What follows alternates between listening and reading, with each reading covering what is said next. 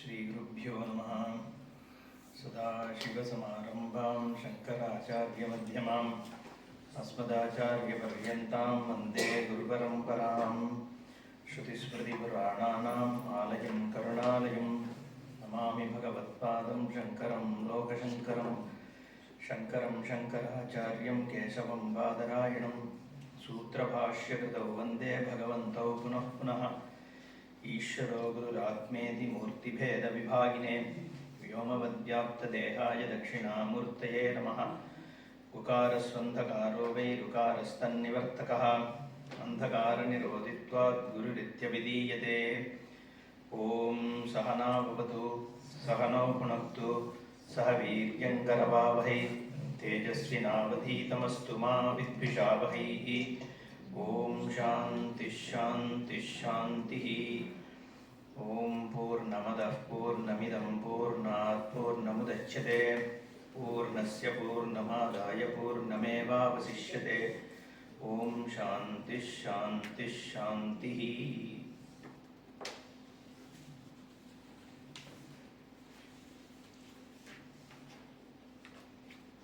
ईशावास्यम् इदं सर्वं यत्किञ्च जगत्यां जगत् तेन त्यक्तेन पुञ्जीताः महाकृतः कस्यस्विद्धनम्।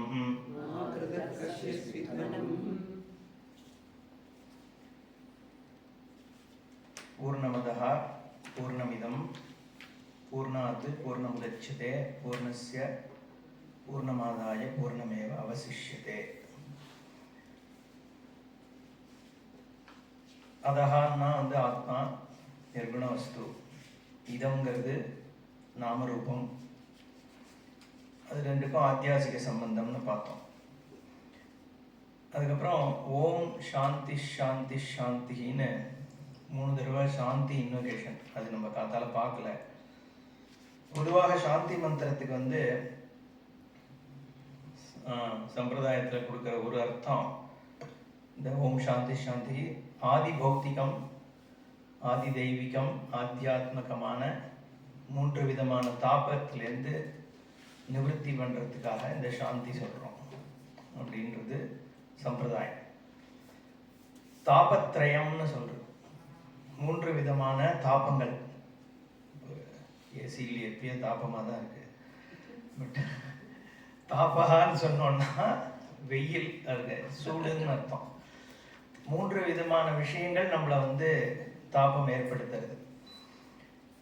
ஒன்று அதிபௌத்தம், பூதங்கள், வெளியில் இருக்கிற என்விரான்மெண்டல் இந்த பூதங்கள்னால ஏற்படக்கூடிய தாபம் ஒன்று. அடுத்தது தெய்வீகமான தாபங்கள். அது பொதுவாக நமக்கு சிச்சுவேஷன்ஸ் ஏற்படுறதுனால நமக்கு துக்கம் ஏற்படுறது. அதை அதி தெய்வம்னு சொல்கிறோம். ஏன்னா பூத்தத்துக்குள்ளே நம்ம மழை கிழை இயற்கை சீற்றங்கள் அது எல்லாமே பூத்தத்துக்குள்ளே கொண்டு வந்துட்டோம்னா அதி தெய்வம்ன்றது பொதுவாக புண்ணிய பாபம் நமக்கு ஏற்படக்கூடிய சர்க்கம்ஸ்டான்சஸ், இதை வச்சு அதை சொல்கிறோம். 3வதாக அத்தியாத்மம், எனக்குள்ளேயே என் புத்தியிலே ஏற்படக்கூடிய தாபங்களை ஆக இந்த 3 விதமான தாபங்களை நிவர்த்தி பண்ணுறதுக்காக 3த்திலிருந்தும் சாந்தி வரணும் அப்படின்றதுக்காக 3 தடவை ஓம் சாந்தி சாந்தி சாந்தின்னு சாந்தி பாடம் சொல்கிறோங்கிறது சம்பிரதாயம். இதில் இன்னொன்று என்ன பார்க்கலாம்னா, இங்கே பூர்ணமதா பூர்ணமிதம் பூர்ணாத் பூர்ணமுதச்சதே சொல்லும் பொழுது இது பிரம்மத்தை பற்றிய ஒரு இன்வொகேஷன்னு பார்த்தோம். அப்போது இந்த இடத்துல சாந்தின்ற பதத்துக்கே நம்ம பிரம்மன்ற அர்த்தம் கொடுக்கலாம். பகவான் கீதை முழுக்க சாந்தி அப்படிங்கிற பதம் எங்கெல்லாம் உபயோகப்படுத்துகிறாரோ அங்கே பிரம்மத்தையோ பிரம்ம ஞானத்தை தான் சொல்கிறார். அசாந்தஸ்ய குதசுகம் சஸ்வத் சாந்தி நிகச்சதி, அந்த மாதிரி அத்தியந்தம் சுகமஷ்ணுதே அப்படின்ற மாதிரியான வாக்கியங்கள்லாம் உபயோகப்படுத்துகிறார். ஏன்னா பொதுவாக இந்த அசாந்தஸ்ய குத சுகம்னு சொல்லும் பொழுது சுகமே சாந்தி இருந்தால் தான் ஏற்படுறது அப்படின்ற அர்த்தத்தில் தான் பகவான் சொல்கிறார். ஏன்னா ஒருத்தன மைண்ட் எப்போவுமே அஜிடேட்டாக இருந்ததுன்னா என்ன விஷயங்கள் கிடைச்சாலும் அந்த சுகம் இருக்காது. ஒரு சுகத்தை ரசிக்கிறதுக்கே ஒரு சாந்தி தேவைப்படுது. அதனால தான் நம்ம எய்ஸ்தட்டிக் விஷயங்கள்லாம் நம்ம ட்ரெடிஷ்னலாக இருக்கிற சங்கீதமாக இருக்கட்டும், லிட்ரேச்சராக இருக்கட்டும், இது எல்லாமே கொஞ்சம் ஸ்லோ பேஸ்டாக தான் இருக்கும். அது காரணம் என்னென்னா, சாந்தி இருக்கும் பொழுது தான் அதை அனுபவிக்க முடியும். நம்ம சாந்தி இல்லாமல் வந்து அஜிடேட்டடாக இருக்கிற ஒரு மைண்டால் சுகத்தை அனுபவிக்க முடியாது அப்படிங்கிறது ஒன்று. இன்னொன்று வந்து சாந்திங்கிறதே ஒரு புத்தியினுடைய இல்லை மனசினுடைய ஒரு நிலைப்பாடுன்னு நம்ம எடுத்துக்கிறோம். அதாவது வந்து புத்தி வந்து அஜிடேட்டடாக இருக்கிறது. அஜிடேஷனுக்கு தமிழ் என்ன சொல்கிறது? ஒரு அலைப்பாயதுன்னு சொல்ல முடியாது. அஜிடேஷன்னா ஒரு அமைதியின்மையாக இதுவாக சஞ்சலப்பட்டு இருக்கிற மாதிரி இருக்கிறதுக்கு எதிர்மறையான நிலை சாந்தின்னு நினைக்கிறோம். பட் அந்த சாந்தியை வந்து சாஸ்வதமான சாந்தின்னு நம்ம எடுத்துக்க முடியாது. ஏன்னா அந்த சாந்தி இப்போ எது சாஸ்வதமான சாந்தியாக இருக்க முடியும்னா, எந்த நிலை ஏற்பட்டாலும் அப்ப நான் சாந்தியோட இருக்க முடியும்னா அதுதான் சாஸ்வதமான சாந்தி. அதாவது புத்தி வந்து என்ன மாதிரி வேலை பார்த்துட்டு இருக்கும் பொழுதும், மனசு எப்படி சஞ்சலமாக இருந்தாலுமே கூட எனக்கு ஒரு சாந்தி இருந்ததுன்னா அதுதான் சாஸ்வதமான சாந்தி. அந்த சாந்தி எப்ப ஏற்படுறதுன்னா பிரம்ம ஞானத்தினாலதான். ஏன்னா அந்த வஸ்துவே சாந்தமான வஸ்து. அதனாலதான் வந்து இந்த போன கேம்ப்ல கூட பார்த்தோம், கீதையில 6ஆம் அத்தியாயத்துல ஒரு ஸ்லோகம் இருக்கு. எப்பப்பெல்லாம் புத்தி ஆத்மாட்டேருந்து வெளியில போறதோ அப்ப நீ தியானத்துல திருப்பி ஆத்மாவுக்கு கொண்டு வந்து புத்திய நிலைப்படுத்துன்னு சொல்ற.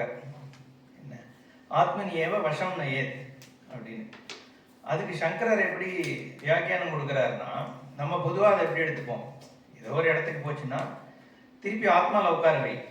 ஆத்மாவில் உட்கார வைக்கிறதுனாலே என்ன, ஆத்மான்றது ஒரு பொருள் இல்லைன்னு நம்ம பார்த்துட்டோம். அப்போ ஆத்மாங்கிறது ஒரு இடத்துல லொக்கேட் பண்ணவும் முடியாது. அப்போ ஆத்மாவில் அதை நிலைப்படுத்து அப்படின்னு சொல்றது வந்து எப்படி அர்த்தம் புரிஞ்சுக்கிறது? அதுக்கு சங்கரர் சொல்றார், எல்லா விஷயத்திலுமே ஆத்மா தான் இருக்கு. ஆத்மாவை தவிர அந்நியமான ஒரு வஸ்துவே கிடையாது. அப்போ உன் புத்தி எந்த பொருளுக்கு போனாலும் அந்த பொருள் ஆத்ம வஸ்து தான் அப்படின்ற விசாரத்தை பண்ணி அங்க ஆத்மாவை நிலையில் எடுத்துன்னு சொல்ற. அப்போ அந்த சிந்தை இருக்கே, அந்த எந்த ஒரு சிந்தை வருதோ அதனுடைய சாரமே கண்டென்ட்டே ஆத்ம வஸ்து தான். அப்போ நான் இந்த பூர்ணமதத்துல பார்த்தா மாதிரி எந்த ஒரு விருத்தியாத்மகமான ஞானம் எனக்கு ஏற்படும் பொழுதும் அந்த ஞானத்தினுடைய ஆதாரமா இருக்கிறது என்னுடைய ஞப்தி ஸ்வரூபம் தான் பார்த்தோம். கண்டென்ட் ஆஃப் த நோவர் தான் நாலெட்ஜ் விருத்தியினுடைய கண்டென்ட்டும். ஆப்ஜெக்ட் ஆஃப் நாலெட்ஜும் அதே ஞப்தி ஸ்வரூபத்துல தான் ஆசிரியிச்சிருக்கு. அப்படிங்கிற பொழுது ஒரு விருத்தியினுடைய ஆப்ஜெக்ட் மாறிண்டே இருக்கலாம். இப்ப எனக்கு ஏற்படுற விருத்தியில மரம் தெரியறது, அடுத்த க்ஷணம் எனக்கு ஏற்படுற விருத்தியில வந்து செவரு தெரியறது, அடுத்த க்ஷணம் ஏற்படுற விருத்தியில ஒரு ஆள் தெரியலாம், அடுத்த க்ஷணம் ஏற்படுற விருத்தியில ஒரு கோபம் வருது. இப்ப இதுல வந்து விருத்தியினுடைய ஆப்ஜெக்ட் மாறிண்டே இருக்கு. ஆனா விருத்தியினுடைய கண்டென்ட் என்ன? எல்லா இடத்துலையுமே கான்சியஸ்னஸ் தான் இருக்கு. ட்ரீ விருத்தியா இருந்தாலும் அந்த விருத்தியினுடைய சப்ஸ்டன்ஸ் வந்து கான்சியஸ்னஸ் தான். வால் விருத்தியா இருந்தாலும் அந்த விருத்தியினுடைய கண்டென்ட் கான்சியஸ்னஸ் தான். அப்போ எந்த விருத்தி உனக்கு ஏற்பட்டாலும், உன் புத்தி எந்த விஷயத்துக்கு போனாலும் அந்த வஸ்து பிரம்ம தான், ஆத்மா தான் அப்படிங்கிற விசாரத்தை பண்ணேன்னாலே தானா அது ஆத்மாவுக்கு வந்துடுது. அப்ப என்ன சொல்ல வர்றாருன்னா, உன் புத்தி ஒரு இடத்துக்கு போறதுங்கிறத பத்தி நீ கவலையே படாத.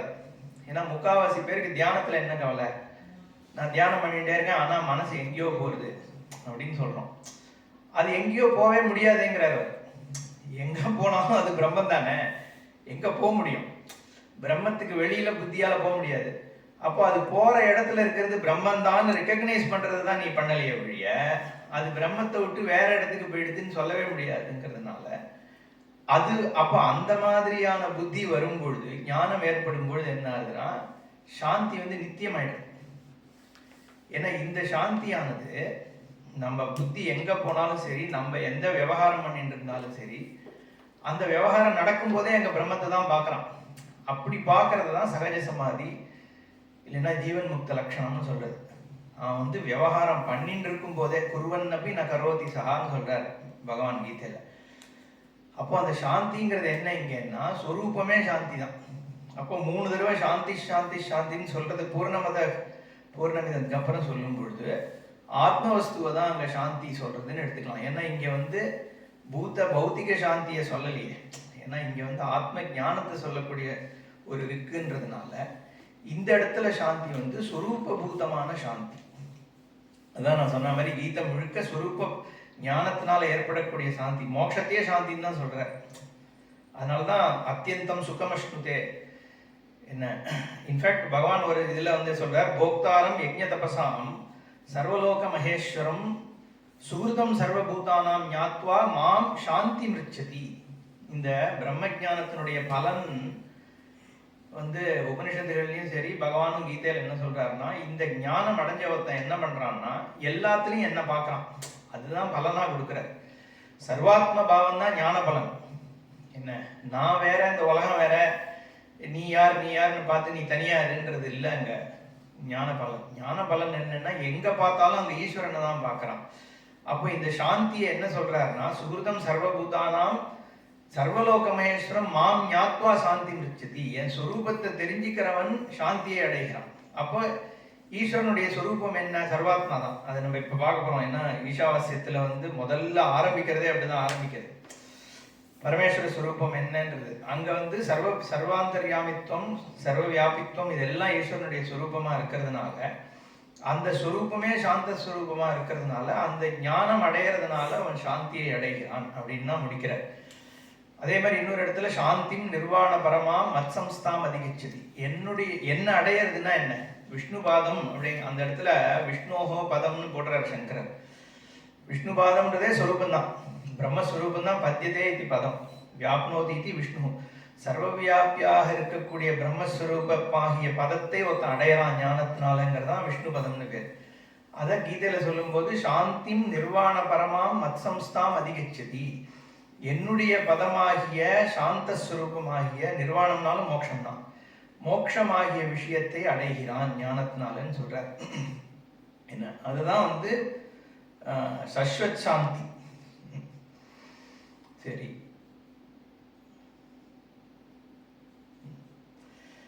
அதுக்கு 2-3 விதமான சாந்தியை நம்ம சொல்றோம். ஒன்று வந்து யோகத்தினால வரக்கூடிய சாந்தி, அது வந்து இன்னர் ஸ்பேஸ், அதுவும் இதில் வரப்போறது. கீதை முழுக்க அதை சொல்றார். இப்போ ஞானம் அடைஞ்சதுக்கு அப்புறம் தான் சாந்தி வரணுமா அப்படிங்கிற ஒரு கேள்வி இருக்கும் இல்லையோ. ஏன்னா ஞானம் வரப்போறது இல்லையானே தெரியாது. அது இந்த ஜென்மால ஏற்பட போறதா எந்த ஜென்மால ஏற்பட போறது.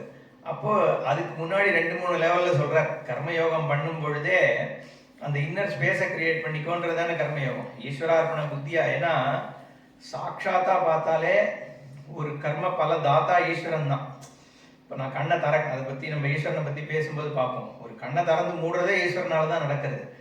அப்படிங்கிற பொழுது அந்த இடத்துல வந்து எந்த கர்ம பலன் வந்தாலும் அதனுடைய உண்மையே ஈஸ்வரன் கொடுக்கறது தான். ஈஸ்வரன் தான் கர்ம பல தாத்தாங்கிற ஒரு ஞானம் ஏற்படும் பொழுது ஒரு இன்னர் ஸ்பேஸ் கிரியேட் ஆகுது. அதுவே ஒரு விதமான சாந்தி தான். ரெண்டாவது வந்து இந்த ஆருருக்ஷோர் முனேர் யோகம் கர்மகாரண உச்சத்தை யோகாருடஸ்ய தஸ்யேவ சமக்காரணம் உச்சத்தைன்னு தியான யோகம் பண்ணு அப்படின்னு பகவான் சொல்றார். அதனால ஒரு சாந்தி பேசப்படுறது. அதுக்கப்புறம் இந்த பராம் சாந்தின்னு சொல்லிட்டு சொரூப ஞானம் ஏற்படும் பொழுது ஏற்படுற சாந்தின்னு 3 விதமான சாந்தியை பேசுறார். அதனால சாந்தின்றது ஏற்படுறதுக்கு நம்ம புத்தியை கண்ட்ரோல் பண்றதோ இதெல்லாம் ஃபர்ஸ்ட் லெவல் தான். பர்மனன்ட் சாந்தி என்னன்னா ஆத்ம ஞானத்தினால வரக்கூடியதுதான் சாந்தி அப்படின்றது தான் பகவத் மதம். ஓகே, சரி, அடுத்தது இப்போ உபனிஷத்துக்கு வருவோம். சாந்தி முடிச்சாச்சு. இப்போ நம்ம ஏற்கனவே பார்த்தா மாதிரி இந்த ரிக்கு வந்து இந்த என்டையர் உபனிஷதே சம்ஹிதோபனிஷத்தின் பேருன்னு பார்த்தோம் நேத்திக்கு. நான் சொன்னேன் சம்ஹிதையில இருக்கக்கூடிய இந்த 18 ரிக்குகள் உபனிஷத்துக்காக எடுத்துக்கப்பட்டது. அதுல ஒரு நேச்சுரல் கொஸ்டின் என்ன வருதுன்னா, சுவாபாவிகமா இதை எப்படி வந்து கர்ம அங்கமா இல்லாம ஆத்மாவை பத்தி தான் சொல்றதுன்னு என்ன பேசிஸ்ல நீங்க எடுத்துக்கிறேன் அப்படிங்கிறது தான். இதுல என்ன தெரிஞ்சுக்கணும்னா, வேதத்துக்கு வந்து பிராமான்யம் இருக்கிறதுனால, வேதம் ஒரு சப்த பிரமாணமா இருக்கிறதுனால வேதம் சொல்ற ஒரு விஷயம் வந்து நிரர்த்தகமா இருக்க முடியாது, நிஷ்பிரயோஜனமாவும் இருக்க முடியாது. அது பாட்டு ஏதோ ஒன்று சொல்லிட்டு சொன்னதுல 4 விஷயத்துல 2 விஷயம் பிரமாணம், இன்னும் 2 விஷயம் பிரமாணம் இல்லைன்னா நம்ம பார்க்க முடியாது. அதனால வேதம் என்ன சொல்றதுங்கிறதுக்கு வந்து நம்ம ஸ்ரத்தையா அதனுடைய அர்த்தத்தை புரிஞ்சுட்டு தான் ஆகணும். ஏன்னா நிஷ்பலமாகவோ நிரர்த்தகமாகவோ எந்த ஒரு வாக்கியமுமே இருக்க முடியாது. ஏன்னா அது இண்டிபெண்ட் மீன்ஸ் ஆஃப் நாலேஜ். அது தனிப்பட்ட ஒரு பிரமாணம்ங்கிறதுனால பலவத் அர்த்தபோதகத்துவம் இல்லாம ஒரு வாக்கியமே இருக்காது. இல்லைன்னா அது அப்பிரமாணம் ஆயிடும். அப்போ அது ரொம்ப முக்கியம். வேதத்தை புரிஞ்சிக்கும் பொழுது அந்த வாக்கியம் எதை சொல்றது, ஏதோ ஒன்று சொல்லணும், அது பிரயோஜனவத்தாகவும் இருக்கணும். இல்லைன்னா நீ அப்ப சரியா புரிஞ்சுக்கலன்னு அர்த்தம். இதுதான் இது வந்து பேசிஸ். இப்போ இந்த வாக்கியமானது நமக்கு கர்மாவுக்கு உபயோகப்படாத வாக்கியங்கள் இந்த 18 இருக்கும். கர்மாவுக்கு உபயோகம் இல்லாத வாக்கியங்களாக இருப்பதனால் இதுக்கு என்ன அர்த்தம் ஏற்படும்ன்றது ஒரு கேள்வி வருது. ஏன் கர்மா, அதுதான் சங்கரர் என்ன ஆரம்பிக்கிறார்னா கர்மசு அவினியுக்தாக. ஏன்னா தேஷாம் அகர்மசேஷஸ்ய ஆத்மனஹா யாதாத்மிய பிரகாசகத்வாத். இந்த வாக்கியங்கள் வந்து ஆத்மாவை பற்றிய ஒரு சொரூப லட்சணத்தை சொல்றது. அதை வந்து கர்மால உபயோகப்படுத்த முடியாது. ஈவன்தோ அது சம்ஹிதையில வந்தாலும், சம்ஹித போர்ஷன்ல இருந்தாலும் கூட கர்மாவுக்கு இது உபயோகப்படாது அப்படின்னு சொல்றார். ஏன்ற காரணம் பாஷ்யக்காரரை கொடுக்கிறார். யாதாத்மியம் ச ஆத்மனஹ சுத்தத்வ அபாபவித்தத்வ ஏகத்வ நித்தியத்வ அசரீரத்வ சர்வகதத்வாத் அப்படின்னு காரணம் கொடுக்கிறார்.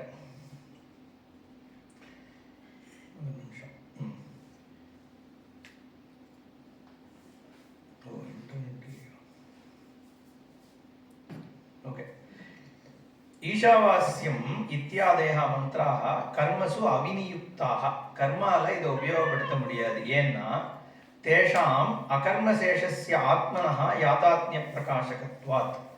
என்ன, அகர்ம சேஷமாக இருக்கக்கூடியது ஆத்மவஸ்து.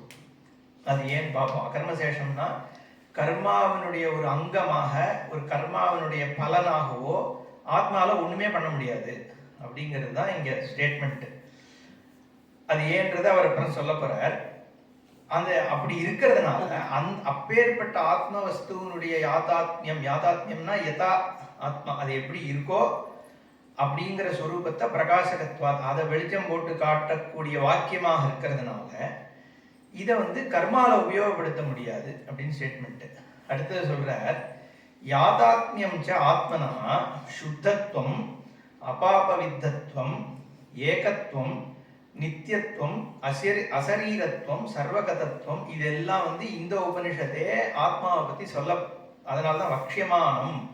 இந்த உபனிஷத்து வந்து இந்த ஆத்மாவை எப்படி சொல்றதுன்னா சுத்தமாக இருக்கிறது அப்படின்னு சொல்றது. அப்புறம் அபாபவித்தத்துவம், பாபம் எதுவும் தீண்டப்பட முடியாத ஒரு சுரூபமாக இருக்கிறது. என்ன, அபாபவித்தத்துவ ஏகத்துவம், ஏகரசமாக ஒரே வஸ்துவாக இரண்டாவது தன்மையே இல்லாத ஒரு பொருளாக இருக்கிறது. அப்புறம் நித்தியத்துவம், மாற்றத்திற்கு அப்பாற்பட்டதாக இருக்கிறது. அப்புறம் அசரீரத்துவம், அது ஷரீரின்னு, அதாவது குணத்தோடு கூடியதாக இருக்கிறது, குணம் இல்லாத வஸ்துவாக இருக்கிறது. அப்புறம் சர்வகதத்துவம், சர்வவியாபியாக இருக்கு. இந்த காரணங்கள்னால ஆத்மா வந்து உன்னுடைய காரியத்திற்கு அப்பாற்பட்டதா கர்மசேஷமாக இருக்குன்னு அர்த்தம். அது ஏன் இப்ப பார்க்கணும். ஏன் ஆத்மா சுத்தம்? முதல்ல ஆத்மா அதுக்கு முன்னாடி வந்து கர்மால வந்து என்ன மாதிரி காரியம் பண்ண முடியுங்கிறதும் சொல்றாரு. கொஞ்சம் பின்னாடி வருது, அதையும் பார்த்துடலாம். நகி ஏவம் லட்சணம் ஆத்மனஹா யாதாத்மியம் உத்பாத்தியம் விகாரியம் ஆப்யம் சம்ஸ்காரியம் அப்புறம் கர்த்திருபோக்திரு ரூபம். இப்போ ஒரு காரியம்னு ஒன்று பண்றோம்னா, ஒரு வேலை பண்றோம்னா அது 4 விதமான பலனை கொடுக்கும். ஒன்று வந்து உத்பாத்தியம், ஏதோ ஒன்றுத்த கிரியேட் பண்ண முடியும். ஒரு விதையை விதைக்கிறோம்னா செடி வளருது. இல்லை ஒரு விஷயத்தை உற்பத்தி பண்றோம், 4-5 விஷயத்தை சேர்த்து உப்புமா கிண்டுறோம் அப்படின்னா அது ஒரு உற்பத்தியமாக. அது விகாரியம்னு எடுத்துக்கலாம். விகாரியம்னா மாறுதலை ஏற்படுத்துறது. ஒரு விஷயத்த பாலை தயிரா மாத்துறது, அது ஒரு காரியத்தினுடைய பலன் இல்லையா? இல்லைன்னா ஆப்பியம், ஒரு விஷயத்தை போய் அடையிறது. எங்கேயோ ஒரு கார் இருக்கு, அதை நான் போய் அடைகிறேன், அது வந்து ஆப்பியம். இல்லைன்னா சம்ஸ்காரியம், ஒன்றுத்த வந்து நல்லதாக்குறது, ஒரு அழுக்க ரிமூவ் பண்றது. இந்த மாதிரி விஷயங்கள் தான் கர்மாவனுடைய பலனாக இருக்க முடியும். ஒன்றா ஒன்றத்தை கிரியேட் பண்ணணும், இல்லை ஒன்றை இன்னும் நான் மாற்றணும், இல்லை ஒன்றுத்தை போய் புதுசாக அடையணும், இல்லை ஒன்று இன்னும் கொஞ்சம் இம்ப்ரூவ் பண்ணணும். அது இந்த 4த்துக்குள்ளே அடங்கி போயிடுது. இப்போ ஆத்மாவனுடைய நேச்சர் என்னன்னு நம்ம பார்க்குறோம் சாஸ்திரம் சொல்றதை வச்சு. அது ஏன் சுத்தம்ங்கிறதுலாம் வருவோம். ஆத்மா வந்து ஆல்ரெடி சுத்தம். சுத்தம்ங்கிற போது சம்ஸ்காரியம் அங்கே தேவையில்லை இல்லையா, பண்ணவும் முடியாது. ஏன்னா முதல்ல வந்து அது அசுத்தத்துவம் இருந்தால் தானே நம்ம சம்ஸ்காரம் பண்ண முடியும். அப்புறம் அபாபவித்தத்துவம், அது பாபத்தினால வந்து தொடப்பட முடியாததாக இருக்கு. ஓகே, அப்போ அங்கேயுமே சம்ஸ்காரியமாகவோ இது இம்ப்ரூவ்மெண்ட் பண்ணுறதுக்கு அங்கே ஸ்கோப் இல்லை, ரைட்டா.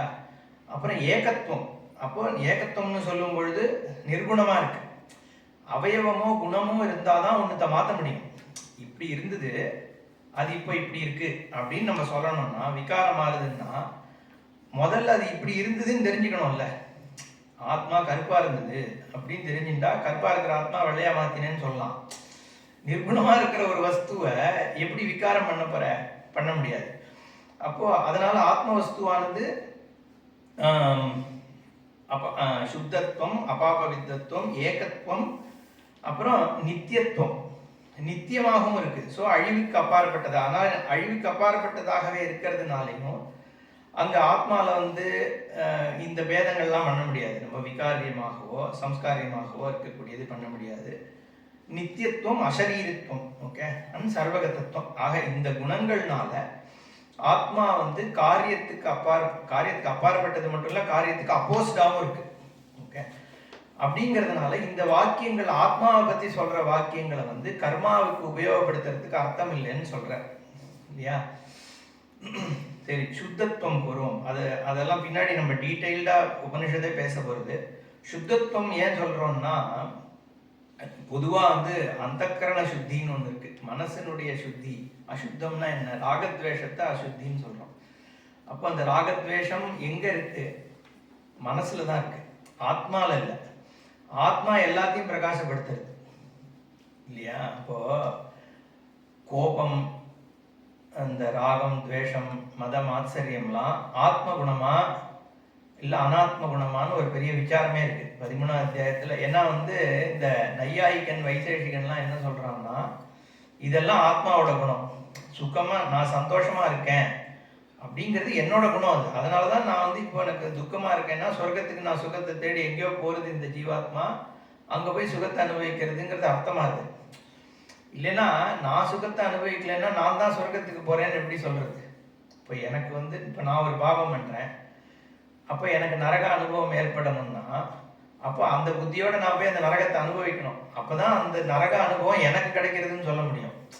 இப்போ நானே என் புத்தி எங்க போலேங்கிற பொழுது அப்போ அவன் என்ன சொல்றான்னா, இந்த குணங்கள்லாம் ஆத்ம குணமாக இருந்தாதான், ஜீவனுடைய குணமாக சொரூப குணமாக இருந்தாதான் வந்து இது எல்லாமே பாசிபிள் அப்படிங்கிறது அவனோட. அதுதான் நம்ம என்ன சொல்றோம்னா, இது எல்லாமே எந்த குணமாக இருந்தாலும் அதை சாட்சி பண்றதுக்கு ஒரு சொரூபம் இருந்தாகணும். அது ஆத்ம குணமாக இருந்தான்னா அதை யார் பார்க்கறாங்கிற கேள்வி வந்துடுறதுனால நிர்குணமாக தான் ஆத்ம வஸ்து இருந்தாகணும்னு நம்ம காத்தாலே பார்த்தோம். இப்போ அதனால இந்த அப்போ அசுத்தத்துவங்கிறது ஒன்று இருக்குன்னா அது ஒரு குணரூபமாக தான் இருந்தாலும். இம்பியூரிட்டிங்கிறது என்ன? அது ஏதோ ஒரு குணம், ராகத்வேஷமா இருக்கட்டும், மதமாச்சரியமா இருக்கட்டும், எதா இருந்தாலும் ஒரு குணம். அந்த குணம் வந்து குணிக்கு இருக்கா அப்படின்னு கேட்கும் பொழுது, அந்த குணம் குணிக்கு இருக்குன்னா அந்த குணம் இருக்கிறது எப்படி தெரிய வருது இல்லையா? கண்ணை தெரிஞ்சுக்க முடியாது இல்லை. நம்ம பார்த்த எக்ஸாம்பிள் படி கண்ணு வந்து தன்னுல ஒரு டிஃபெக்ட், சப்போஸ் கண்ணுலயே ஒரு டிஃபெக்ட் இருந்தா கூட அதை கண்ணு எப்படி தெரிஞ்சுக்கும்? கண்ணுக்கு வெளியில இருக்கும் பொழுது கண்ணை கேட்ராக்ட் மறைக்குதுன்னா நம்ம பார்க்கலாமே வழிய, கேட்ராக்கே கண்ணோட ஒரு அங்கமா இருந்ததுன்னா அது பார்க்க முடியாது. அந்த மாதிரி ஒரு குணம் இருக்குன்னு சொல்றதுக்கே அந்த குணத்தை ஒருத்தர் சாட்சிக்கணும். அப்ப அந்த சாட்சியை தான் நம்ம ஆத்ம வஸ்துன்னு சொல்றமே வழிய குணத்தை சொல்றது இல்லைங்கிறதுனால அங்க அசுத்தத்துவம் இருக்க முடியாது. ஆத்மா சுத்தம். பாபவித்தத்துவமும் ஆத்மாவுக்கு கிடையாது. ஏன்னா பாபம் புண்ணியம் யாருக்கு வருது? கர்த்தா. இப்போ அவித்யா, காம, கர்ம, இதுதான் ஆர்டர். இப்போ ஆத்ம வஸ்துவானது நான் ஏன் ஒரு காரியம் பண்றேன், ஒரு ஜீவாத்மா வந்து ஒரு காரியத்தை ஏன் பண்றது, நம்ம ஏற்கனவே பார்த்தது தான், திருப்பி அதை டிஸ்கஸ் பண்ணுவோம்.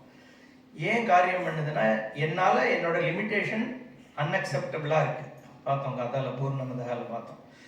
என்னுடைய சுரூபம் வந்து லிமிட்டடாக இருக்கிறது is not acceptable to me. அதுதான் ஃபேக்ட். தெரிஞ்சோ தெரியாமலோ எந்த ஒரு லிமிட்டேஷனும் ஹியூமனால் அக்செப்ட் பண்ணிக்க முடியாது. வித்யா ஞானமாக இருக்கட்டும், இல்லை நம்ம வந்து டைம் வைஸ் லிமிட்டேஷன் இருக்கட்டும்.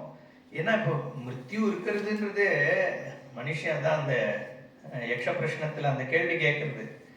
யக்ஷம் வந்து தர்மபுத்திரர்கிட்ட வந்து ஆச்சரியமான விஷயம் என்ன உலகத்தில் அப்படின்னு கேட்டபோது அவன் சொல்கிறான், சுற்றி இருக்கிற அத்தனை பேரும் செத்துட்டு இருக்கும் போதும் தான் நித்தியமாக இருக்க போகிறான்ற ஒரு நினைப்பு மனுஷனுக்கு இருக்கே, அதுதான் ஆச்சரியம்ன்ட்டு.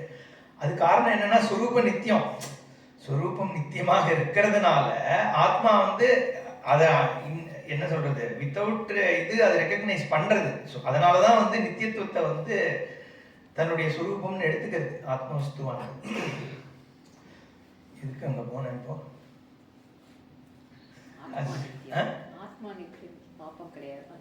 அபாபவித்தத்துவம். ஆமா, கர்த்திருவ போக்திருத்துவம் சொல்லிட்டு இருந்தேன். ஆமா, அவித்யா காம கர்மங்கிறது ஆர்டர். ஓகே, அவித்யை ஏன் வருதுன்னா அந்த லிமிட்டேஷன் இருக்கு. காமம் ஏன் வருதுன்னா நான் லிமிட்டட் அப்படிங்கிற சென்ஸ் எனக்கு அக்செப்டபிளா இல்லாததுனால ஏதோ ஒன்று நான் சேர்த்துக்கிறதுனால என் லிமிட்டேஷன் போகும் அப்படின்றது தான் என்னுடைய நேச்சுரல் இன்ஸ்டிங்க்ட். அது செக்யூரிட்டியாக இருக்கலாம், பொருளாக இருக்கலாம், சுகமாக இருக்கலாம், இல்லை சொர்க்கத்துக்கு போய் நான் சுகத்தை அனுபவிக்கிறேன்றதுக்கெல்லாம் ஏதோ ஒன்று என்னோட லிமிட்டேஷன் போகணும்னா இது தேவை. அப்போ சாஸ்திரம் என்ன சொல்லுது, உன் ஸ்வரூபம் அன்லிமிட்டெட் அப்படின்னு சொல்றது. அப்போ அந்த லிமிட்டேஷன்ன்றதே என்னன்னா அவித்யா காரியம் தான். இப்போ ஏன் ஆத்மா அன்லிமிட்டெட்ன்றதுக்கு நம்ம வருவோம். அதை முதல்ல இப்போ வந்து பெனிஃபிட் ஆஃப் டவுட் கொடுத்து ஆத்மா வந்து பூர்ணம் அப்படின்னு நம்ம காத்தால பார்த்தா மாதிரி எடுத்துட்டோம்னா அந்த பூர்ண ஆத்மா வந்து தன்னை லிமிட்டட்னு எடுத்துக்கிறதுக்கு என்ன காரணம், அவித்யை தான் காரணம். அப்போ அந்த அவித்யினால தன்னை லிமிட்டடா எடுத்துட்டு இருக்கிற வஸ்துவானது என்ன பண்றது, அந்த இதை லிமிட்டேஷனை நீக்கிறதுக்காக ஒன்று எனக்கு தேவை அப்படின்னு போகிறது. அதுதான் காமன்னு சொல்கிறோம். அதாவது தன்னோட லிமிட்டேஷனை ரிமூவ் பண்ணுறதுக்காக நான் ஏதோ ஒன்று இது இருந்தாதான் எனக்கு வந்து லிமிட்டேஷன் போகும்னு எடுத்துக்கிறது தான் காமம். அதுதான் என்னோட கர்மாவை தூண்டுறது. அந்த காமம் வந்து என்ன ஆகுது, இது இல்லாட்டி எனக்கு கஷ்டம், இது எனக்கு இருந்தால் பரவாயில்லைங்கிறத ஆரம்பிச்சு இது இல்லாட்டி என்னால் நிம்மதியாக இருக்க முடியாதுங்கிறதுக்கு போய் காரியமாக மாறுது. அப்போ இந்த காரியம் பண்றவனை வந்து கர்த்தான்னு சொல்றோம். என்னுடைய நான் செய்கிறேன் அப்படிங்கிற எண்ணம் இருக்கும் பொழுது அது கர்த்தா. இந்த சுகத்தை நான் அனுபவிக்கிறேன்ற அந்த அவித்யா காமம் இருக்கேன் நடுவுல, அவனை போக்தான்னு சொல்றான். அப்போ போக்தான்றவனுடைய அனுபவத்திற்காக தான் கர்த்தா வந்து காரியம் பண்றான். ஏன்னா நான் இதை அனுபவிக்க வேண்டும் அப்படிங்கிறதுனால உந்தப்பட்டு தான் நான் ஒரு காரியத்துக்கே, நம்ம பைய எடுத்துன்னு வெளியில போறேன்னா பால் பாக்கெட் வாங்கணுங்கிறது தானே போறேன். அப்போ அந்த காரியம் ஆரம்பிக்கிறதுக்கு முன்னாடியே நான் எதை காமனம் பண்றேங்கிறது தீர்மானம் ஆயிடுது. அப்போ போக்தாவின் காரணமாக தான் கர்த்தா காரியம் பண்றான். இப்போ ஆத்மா கர்த்தாங்கிறதும் போக்தாங்கிறதும் எதனால ஏற்பட்டிருக்கு, என்னுடைய அவித்யினால ஏற்பட்டிருக்கு. அதனால அந்த அவித்யா காம கர்ம இது மூணு தான் அந்த ஆர்டர். இப்போ இதனாலதான் வந்து அபாபவித்தத்துவம் அதுதான் வர.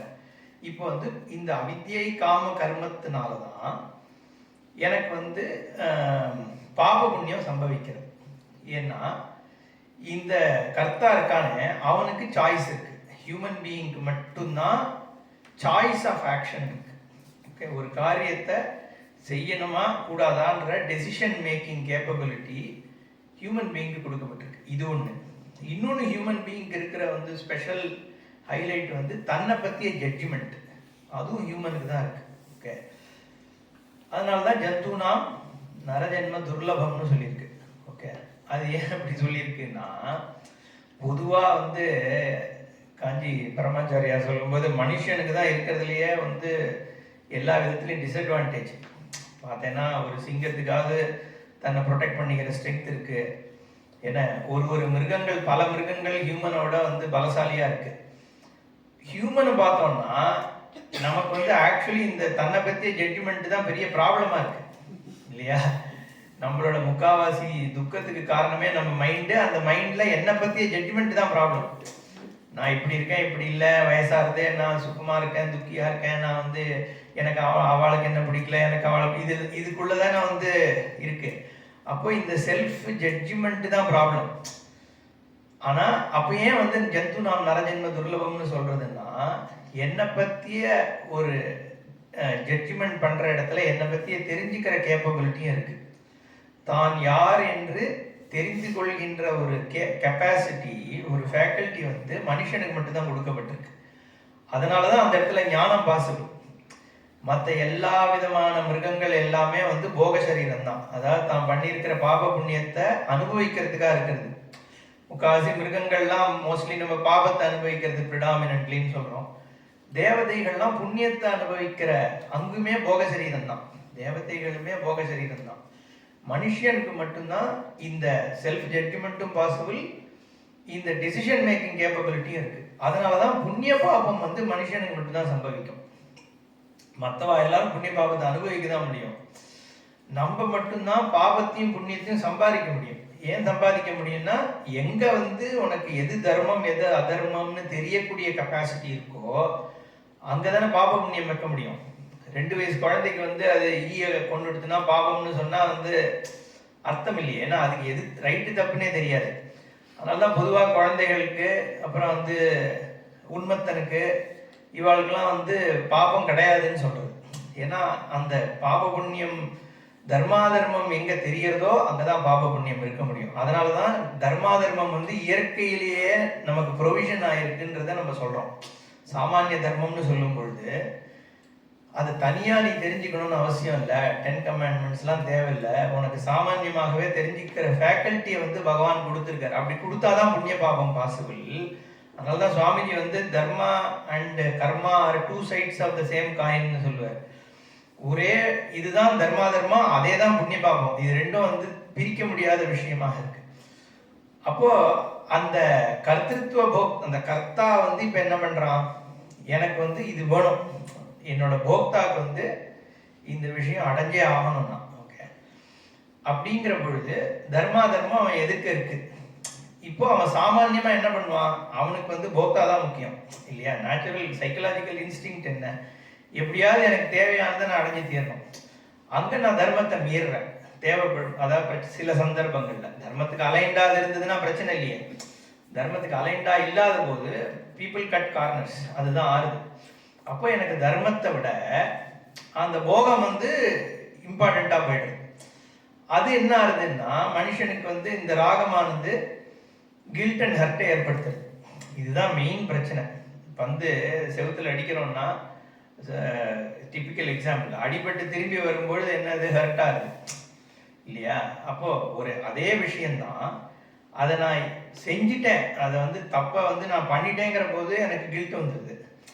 ஆனால் அதை நான் ஃபோர்ஸ்ஃபுல்லாக பண்ண போயிட்டு அது அப்ஸ்ட்ரக்ட் ஆகி திரும்பி வந்துன்னா அது ஹர்ட் ஆகிடுது இல்லையா. ஸோ அந்த கில்ட் ஹர்ட் தான் ஹியூமன் ப்ராப்ளத்தோட பேசிக்.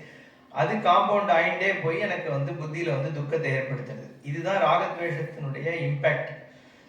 இதுலேருந்து வெளியில் வர்றதுக்கு தான் கர்மயோகத்தை உபதேசிக்கிறார் பகவான். அப்போ நீ என்ன பண்ணணும்னா, இதை வெளியில் உட்காந்துட்டு நீ பண்ணுறதுனால உனக்கு இது போகாது, ராகத்வேஷம் போகாது.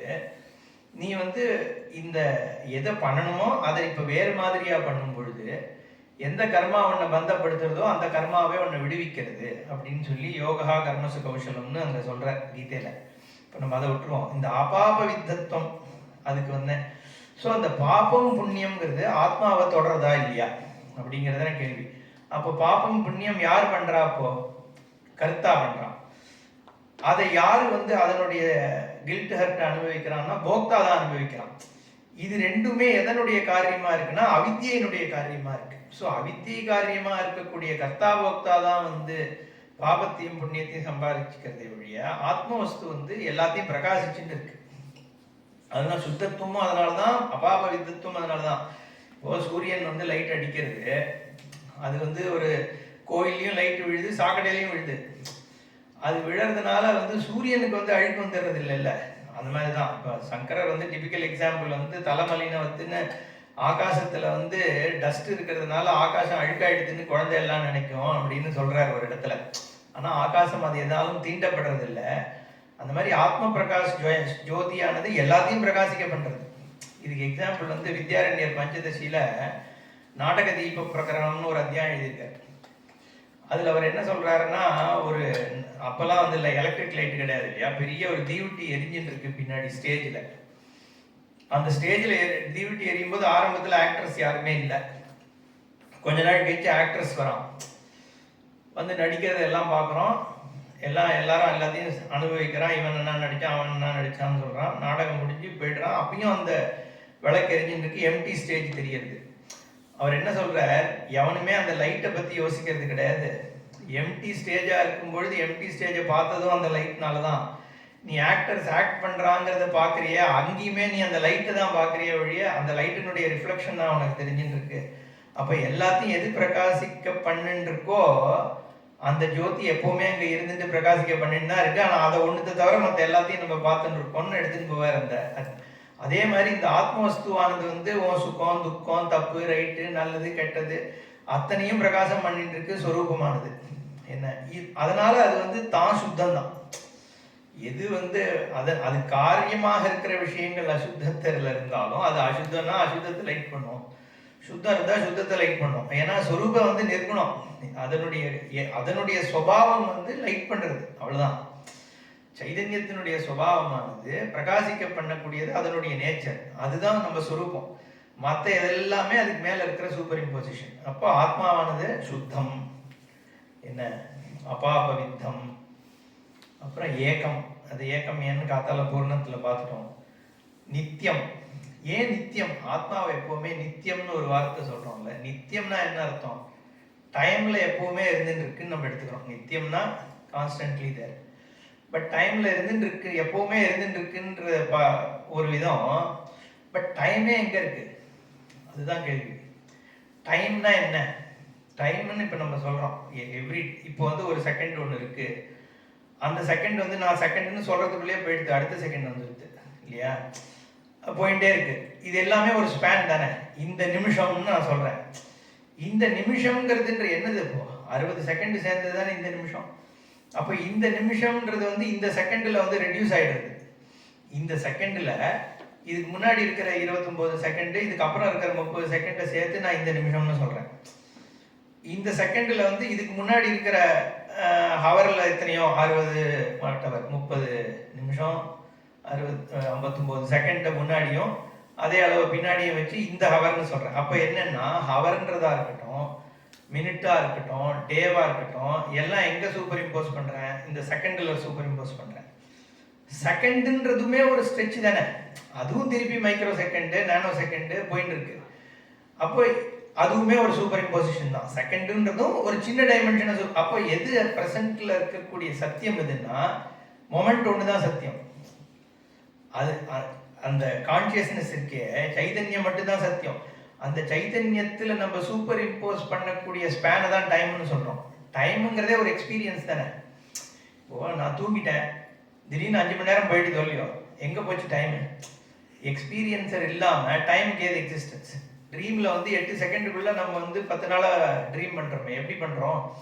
ஸோ டைமினுடைய ஸ்கேல் வந்து அப்சர்வர் டிபெண்ட் பண்ணி தான் இருக்கு. சுவாமிஜி ஒரு எக்ஸாம்பிள் கொடுப்பாரு. ஹார்ட் ஒரு யாராவது பிடிச்சவாளுக்கு மீட் பண்ணி பேசிட்டு இருந்தோம்னா 2 மணி நேரம் போறது தெரியாது, 3 மணி நேரம் போறது தெரியாது.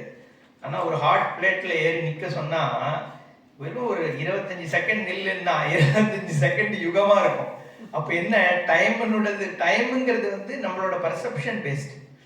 அதை நம்ம ஸ்டாண்டர்டைஸ் பண்ணி இது 1 செகண்ட்னு வச்சிருக்கோம்னாலும், இது 1 செகண்ட் 1 மினிட்னு வச்சிருக்கோம்னாலும், ஒரு சைதன்யத்தினுடைய ஒரு அனுபவம் தானே டைம். இப்போ டைம் எதில் டிபெண்ட் ஆயிருக்கு? சைதன்யத்தில் தான் இருக்கு. ஸோ நீ அனுபவிக்காம டைம் கிடையாது. அதே தான் ஸ்பேஸுக்கும். அந்த நித்தியத்துவம்காக சொல்ல வந்தாங்க. நித்தியம்னு சொல்லும் பொழுது டயத்துக்குள்ள எப்பவுமே இருந்துட்டு இருக்கா ஆத்மா, இல்ல டயமே ஆத்மால தான் இருக்கா? டயமே ஆத்மால தான் இருக்குன்ற போது அப்ப டயத்தையும் தாண்டினது தானே வஸ்து. அதனால அது வந்து நித்தியம். ஏன்னா இட் இஸ் பியாண்ட் டைம். அது மாதிரி ஸ்பேஸே வந்து ஆத்மால ஆசிரியமா இருக்கிறதுனால ஆத்மா பியாண்ட் ஸ்பேஸ். அதனாலதான் அனோரணியான் மகத்தோ மகியான்னு சொல்றது வேதம். சின்னதவிடையும் சின்னது, பெருசவிடையும் பெருசு. அப்படின்னா என்ன அர்த்தம்னா இட் இஸ் பியாண்ட் டைமென்ஷன்ஸ் அர்த்தம். இல்லைன்னா ஒரே விஷயம் எப்படி சின்னதோட சின்னதாகவும் பெருசோட பெருசாகவும் இருக்க முடியும்? அப்போ இதெல்லாம் என்னன்னா ஆத்மவஸ்துவனுடைய சொரூபத்தை தெரிஞ்சுக்கிறதுக்கான வாக்கியங்கள். அதை வந்து நம்ம கரெக்டா புரிஞ்சுக்கணும். அப்ப நித்தியத்துவம், அது இதெல்லாம் பின்னாடி இப்படியும் டீடைல் டிஸ்கஷன் இருக்க போகுது. அசரீரத்துவம். ஓகே, சரீரம்னு சொல்லும் பொழுது என்னன்னா அவயவம்னு அர்த்தம். பேசிக்கலி இந்த இடத்துல வந்து பார்ட்ஸ் இருந்தாதான் நம்ம இந்த சேஞ்சஸ்ஸு க்ரோத்து இது எல்லாமே நான் சொன்ன மாதிரி நீ இப்போ களிமண்ணுக்குன்னு ஒரு ஃபார்ம் இருக்கு, அதை மாற்றி பானைன்ற ஃபார்மாக மாற்றணும். பானைங்கிற ஒரு ஃபார்ம் இருக்கு, அதை சொல்றதுக்கு முன்னாடி தான் அதையே லெட்டுன்னு இன்னொரு ஃபார்மாக மாற்ற முடியும். என்னன்னா ஏற்கனவே ஒரு ஃபார்ம் இருக்கும் பொழுது அது ஃபார்ம் இருக்கக்கூடிய கெப்பாசிட்டி இருக்கிற ஒரு வஸ்துல நீ ஃபார்மை மாத்திட்டே போகலாம். அதுதான் அவயவம் இருந்தாதான், கை கால் இருக்கும் பொழுதுதான் அது க்ரோ ஆகுது, அவனுக்கு கை பெருசாயிடுது, கால் குட்டையா எடுத்துன்னு சொல்ல முடியும். அவயவமே இல்லாத ஒரு வஸ்துல வந்து நீ எப்படி சேஞ்சஸ் பண்ண முடியும், காரியம்னு எப்படி சொல்ல முடியும்? அப்போ காரியம் இல்லாத ஒரு வஸ்துவாக ஆத்மா இருக்கிறதுனால இந்த வாக்கியங்கள் வந்து கர்மயோக்கியத்துவம் இல்லாத வாக்கியமாக இருக்கு. ஆத்மஸ்வரூபத்தினுடைய பிரகாசப்படுத்துற ஒரே வேலை தான் இது பண்றதுங்கிறது தான் வாக்கியம். அண்ட் கர்ம விருத்தியதேன்ற வார்த்தையை போடுறார் சங்கரர் வந்து சொல்லும் பொழுது, யாதாத்மியம் ச ஆத்மனஹா சுத்தத்துவ அபாபவித்தத்துவ ஏகத்துவ நித்தியத்துவ அசரீரத்துவ சர்வகதத்துவாதி வக்ஷியமானம் தச்ச கர்மனா விருத்தியதே. விருத்தியதேனா என்னன்னா கர்மாவுக்கு ஆப்போசிட்னு சொல்றார், விரோதமாக இருக்கிறது. அதனால இது ஏவ ஏஷா கர்மசு அவிநியோகா. ஏன் ஆத்மா வந்து கர்மாக்கு அப்போசிட்டா இருக்குன்னா காரக்கமே இல்லைங்க. காரகம்னா நம்ம சம்ஸ்கிருதம் தெரிஞ்சவாளுக்கு தெரியும், இப்போ தமிழே உண்டு.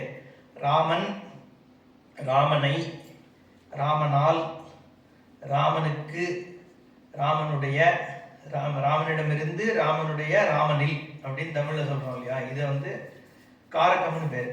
கர்த்திருக்காரகம், கர்மகாரகம், கரணகாரகம், சம்பிரதான அபாதானம்,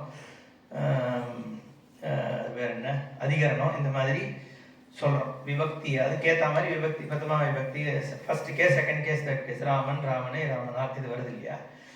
இந்த இதுக்கெல்லாம் அப்பாற்பட்டது ஆத்மவஸ்து. ஏன்னா ஆத்மா சுதந்திர கர்த்தான்னு, கர்த்தாவனா ஆத்மான்னு சொல்லலாம், அங்கேயும் கர்த்திருவம் போக மீதி இருக்கிற கண்டென்ட் ஆத்மான்னு சொல்லலாம். அந்த ஒரு இடத்துல மட்டும்தான். அதனால்தான் பாணினி வியாக்கரணம் எழுதும்போது ஸ்வதந்திரஹா கர்த்தா அப்படின்னு சொல்லிட்டார். அவன் வந்து எதையும் டிபெண்ட் இல்லை, அது வந்து அன்டச்டு பை எனிதிங் இருக்கான் கர்த்தா. மற்றதெல்லாம் வர்றதுனால காரக்கம் மாறுதே ஒழிய ஆத்மவஸ்துவானது இருக்குன்றதுனால தான் சுதந்திர கர்த்தான்னு ஆரம்பிக்கிறார். அது கர்த்தாவினுடைய சுரூபமா மட்டும்தான் ஆத்மா இருக்குன்னு சொல்ல முடியும். கர்மாவாக ஆத்மா ஆகவே முடியாது. கர்மாவனா என்னன்னா ராமனை அழைத்துவான்னு சொல்றேன்னா அப்ப ராமன் வந்து எனக்கு ஆப்ஜெக்டிஃபை ஆகணும். ராமனை நான் ஒண்ணு பண்ணணும், என்ன கிண்ணத்தை நகற்றுன்னு சொல்றேன்னு வச்சுக்கோ. அப்ப அந்த கிண்ணத்தைன்னு சொல்றதுக்கு கிண்ணம் வந்து என்னால ரெகக்னைஸ் ஆகணும். கிண்ணம் எனக்கு ரெகக்னைஸ் ஆகணும்னா கிண்ணத்துக்குன்னு இருக்கிற குணம் ஒண்ணு இருந்தா தானே இது கிண்ணம்னு எனக்கு தெரியும். அப்போ சகுணமா இருக்கிற ஒரு வஸ்துவை தான் இன்னதுன்னு நான் சொல்ல முடியும். நிர்குணமாக சுரூபமா இதுன்னே தெரியாத ஒண்ணுத்தை நான் எப்படி கர்மாவாக்க முடியும்? கர்மாவாக ஆக்க முடியாது. கரணமாக ஆக்கலாமான்னா கர்மாவாக ஆக்க முடியும். கரணம்னா என்னன்னா இதனால், ராமனால், என்ன கத்தியால் வெட்டுன்னு சொல்றேன்னா இப்போ கத்தி வந்து ஒரு இன்ஸ்ட்ருமெண்ட் ஆகுது, எனக்கு வெட்டக்கூடிய ஒரு இன்ஸ்ட்ருமெண்ட் இல்லையா, காரணம்னு சொல்லுவோம் அதை. அப்போ அந்த கரணமாக ஆகணும்னா கர்மா முடிய ஒரு விஷயம், அதுவுமே சகுனமா இருந்தா தானே இதை கரணமாக்க முடியும் இல்லையா? ஸோ அந்த எந்த இது எடுத்துட்டாலும், காரகத்தை எடுத்துட்டாலும் அது வந்து அதுக்கு சகுனமா இருக்கிற ஒரு விஷயம், ஆப்ஜெக்டிவ் பண்ணக்கூடிய விஷயத்துல தான் நம்ம வந்து காரகத்துவம் பண்ற முடியும். அப்போ ஆத்மா வந்து காரகம் இல்லாத ஒரு விஷயமா இருக்கிறதுனால கர்மால வந்து அதை நீ யூஸ் பண்ணவே முடியாது, அது மேல ஒரு காரியமே பண்ண முடியாது. அதனாலதான் வந்து அர்ஜுனன்ட்ட வந்து பகவான் சொல்றார், நைனம் சிந்தந்தி சஸ்தானி நைனம் தகதி பாவகா நைனம் கிளேதயந்தி ஆபகா ந சோஷயந்தி மாருதா. கத்தியாலையும் அதை குத்த முடியாது, நெருப்பாலையும் எரிக்க முடியாது. ஏன்னா அது எதுக்கும் ஆப்ஜெக்டாவே ஆகாதே. எல்லாத்தினுடைய சப்ஜெக்ட் சுரூபமா இருக்கிற ஒண்ணு, நிர்குணமா இருக்கிற ஒண்ணு எதுக்கும் ஆப்ஜெக்ட் ஆகவே முடியாது. சர்வவியாபி ஏகரசமா இருக்கிறதுங்கிறதுனால ஆத்மவஸ்து வந்து எதுவும் தொட முடியாது அப்படின்னு அர்த்தம். இவன் துவைத்தி விட்டா இதெல்லாம் அது இத்தினுண்டா இருக்கு, கண்ணுக்கு தெரியாது, வெட்டினாலும் அது ஸ்பேஸ் மாதிரி இருக்கும் அப்படின்னு எடுத்துக்கிறான். பட் அந்த மாதிரி இங்கே அதாவது வந்து ஆப்ஜெக்டிஃபையே பண்ண முடியாத வஸ்துவா இருக்கிறதுனால அது காரக யோக்கியமா ஆகாது. அதனால வந்து கர்மாவனுடைய சேஷமாக ஆத்மவஸ்து இந்த வாக்கியங்கள் வந்து உபயோகப்படுத்த முடியாது. அதனால இது என்னத்தை சொல்றது இப்போ இந்த வாக்கியம்னா அப்படின்னு எடுத்துன்னு போற. ஏன் இந்த சம்ஹிதையில இருக்கக்கூடிய இந்த ரிக்குகள் வந்து சம்ஹிதை, ஏன்னா இப்ப இவன்லாம் என்ன சொல்லுவான்னா இதை வேற விதமா உபயோகப்படுத்தலாம். யாருன்னு கேட்டோம்னா இந்த மீமாம்சகன்லாம் இருக்கான், கர்மகாண்ட பிரதானமா இருப்பான். அவன் வந்து இதை தியானம் பண்ணி இந்த கர்மா பண்றதுக்கு அங்கமாக இந்த வஸ்துவை தியானம் பண்ணிட்டு அதுக்கப்புறம் இந்த ஹோமத்தை பண்ணு, இது மாதிரிலாம் சில விதமாக யூஸ் பண்றதெல்லாம் உண்டு. பட் அதுக்கு வந்து ஸ்கோப்பே கிடையாது ஆத்மா வஸ்துலங்கிறதுனால இங்க வந்து அதெல்லாம் டிஸ்மிஸ் பண்றாங்க. ஆக்சுவலி அதெல்லாம் இங்க ஸ்பெசிஃபிக்கா மீமாம்சகன் எல்லாம் டிஸ்கஸ் பண்ணல. பட் அந்த மாதிரி பாசிபிலிட்டிஸ் உண்டு. பொதுவா வந்து நீ சொல்றது ரைட்டு தான், வேத வார்த்தைகள் வந்து அர்த்தம் இருந்துதான் ஆகணும். நேரடியா நம்மளால அர்த்தம் பண்ண முடியல இந்த வாக்கியத்துலனாலும் கூட இத மாதிரி ஆத்மாவை தியானம் பண்ணி இந்த ஹோமத்தை பண்ணும்போது, ஒரு வாஜபேய யஜ்யம் பண்ணும்போது ஆத்மா இப்படிதான் இருக்கு, அபாபவித்தமா இருக்கு. இந்த ஈஷாவாஸ்யத்தையே வந்து இஸ்கான்காரன் கூட டிரான்ஸ்லேட் பண்றான். அவன் அபாபவித்தத்துவம் அப்படிங்கிறதுக்கு 2 பாகவதத்திலேருந்து கோட்டு போட்டு கிருஷ்ணருக்கு வந்து பாவமே சேராது, அவர் வந்து பியாண்ட் ஆல் பியூரிட்டி, அந்த மாதிரி ஒவ்வொன்றும் அவனுக்கு ஏற்ற மாதிரி இதுக்கு அர்த்தம் பண்ணிட்டு போறான். அந்த மாதிரி வந்து மீமாம்சகனை கேட்டேன்னா அவன் ஒரு விதமாக இதை இன்டர்பிரட் ட்ரை பண்ணுவான். பட் ஸ்வரூபத்தை பத்தி பிரம்மஸ்வரூப லட்சணமாக இருக்கிறதுனால இது தேயமா கூட ஆகாது. ஆத்மா மேல எப்படி தியானம் பண்ண முடியும்? இப்போ ஈஸ்வர சகுண பிரம்மத்து மேல தியானம் பண்ணுன்னா பண்ணலாம், ஓகே, ராமரையோ கிருஷ்ணரையோ இல்ல ஒரு சப்தத்தையோ தியானம் பண்ணலாமே ஒழிய ஆத்ம வஸ்துவை தியானம் பண்ண முடியாது. ஏன்னா அது தேயமாவே ஆகாதே. மைண்ட்ல கூட நம்ம பர்சீவ் பண்ண முடியாத வஸ்து தானே ஆத்மா. எதனால் மைண்ட் புத்தி இயங்குறதோ அதுதான் ஆத்மா. அப்போ அந்த புத்திக்குள்ள ஆத்மாவை இதுதான் ஆத்மான்னு கொண்டு வந்து வைக்கவே முடியாது. நீ ஒன்ஸ் எதை வைக்கிறியோ அது அனாத்மா. அதனால்தான் வந்து யாரு தெரியுதுன்னு சொல்றானோ அவனுக்கு தெரியலன்னு ஒரு வாக்கியமே இருக்கு. ஏன்னா நீ ஆப்ஜெக்டிஃபையே பண்ண முடியாது. நாட்டு வெளியில வச்சு ஆப்ஜெக்டிஃபைல உங்க மைண்டுக்குள்ள கூட சொல்ல முடியாது. ஆனா ஆப்ஜெக்டிஃபை பண்ண தேவையில்லை. ஏன்னா உன்னுடைய சுரூபமாக இருக்கிறதுனால எதுக்காக அதை ஆப்ஜெக்டிஃபை பண்ணணும்? ஆப்ஜெக்டிஃபை பண்ண வேண்டிய அவசியம் இல்லை, பண்ணவும் முடியாது, தேவையும் இல்லை. ஓகே, அதனால அதை வந்து கர்மாங்கமாக அதை பண்ண முடியாது அப்படிங்கிறது தான் பாயிண்ட். ஏவம் லட்சணம் ஆத்மனஹா யாத்தாத்மியம் உத்பாத்தியம் விகாரியம் ஆப்பியம் சம்ஸ்காரியம் வா கர்த்திருபோக்திரு ரூபகா வா. அது நம்ம சம்ஸ்காரியம்லாம் பார்த்தோம். 4 விதமான விஷயங்கள் தான் கர்மாவால பண்ண முடியும்னா, அதை தவிர என்ன சொல்றாரு இங்க சங்கரர்? கர்த்தாவாகவோ போக்தாவாகவோ இல்லை. அது ஏன் நம்ம பார்த்தோம். அவித்யா காம கர்ம. கர்மா பண்றவன் கர்த்தா, அவன் காமம் இருக்கிற ஸ்வரூபம் வந்து போக்தா. ரெண்டுமே அவித்தியனால வருதுங்கிறதுனால உன்னுடைய நிஜஸ்வரூபம் வந்து கர்த்தாவும் கிடையாது போக்தாவும் கிடையாது. அதனால அப்படி கர்த்தா போக்தாவாக இருந்தா கூட கர்மசேஷமாகும். ஏன்னா அந்த கர்மானால இந்த கர்த்தாவுக்கு புண்ணிய பாவம் வருது. ஆத்மா கர்த்தாவா இருக்கிறதுனால ஆத்மாவுக்கு புண்ணிய பாவம் வருதுன்னு நீ சொல்லலாம். ஆத்மாவே போக்தான்னு வச்சுக்கோ. போக்தா ஆத்மா தான், ஆனா ஆத்மா போக்தா இல்லை இங்க. அதுதான் பாயிண்ட். அப்போ போக்தாவாக இருந்தாலாவது அங்கேயும் கர்மசேஷம் வரும். ஏன்னா கர்மாவனுடைய பலன் இந்த போக்தா தானே அனுபவிக்கிறான். அதுவும் மாய வித்யாவாக இருக்கிறதுனால இங்க கர்மசேஷத்துவம் கர்த்திருபோக்திருத்துவம் இல்லாத வஸ்துக்கு இல்லை. அதனால சர்வாசாம் உபனிஷதாம் ஆத்ம யாதாத்மிய நிரூபணேன ஏவ உபக்ஷயாத்.